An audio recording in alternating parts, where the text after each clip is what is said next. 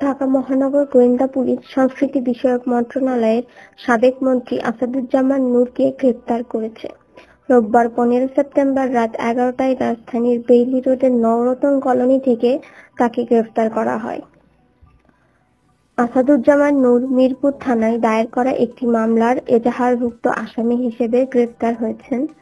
এর আগে ডিবি পুলিশের একটি টিম সেগুনবাগিচা এলাকা থেকে সাবেক বিমান প্রতিমন্ত্রী মাহবুব আলীকে গ্রেপ্তার করে। ঢাকা মেট্রোপলিটন পুলিশের গোয়েন্দা বিভাগের ডিবি প্রধান রেজাউল করিম মল্লিক এ তথ্য নিশ্চিত করেছেন। তিনি জানান, যাত্রাবাড়ী থানায় দায়ের করা একটি মামলায় মাহবুব আলীকে গ্রেপ্তার করা হয়। উল্লেখ্য, সাংস্কৃতিক ব্যক্তিত্ব আসাদুজ্জামান নূর 2001 সাল থেকে বাংলাদেশ আওয়ামী লীগের প্রার্থী হিসেবে সংসদে প্রতিনিধিত্ব করছেন। সর্বশেষ দ্বাদশ জাতীয় সংসদ নির্বাচনে তিনি নীলফামারী 2 আসন থেকে সংসদ সদস্য নির্বাচিত হন। 2013 সালের 5 জানুয়ারি অনুষ্ঠিত দশম জাতীয় সংসদ নির্বাচনে বিজয়ী হয়ে 12 জানুয়ারি সংসদ বিষয়ক মন্ত্রীর দায়িত্ব গ্রহণ করেন।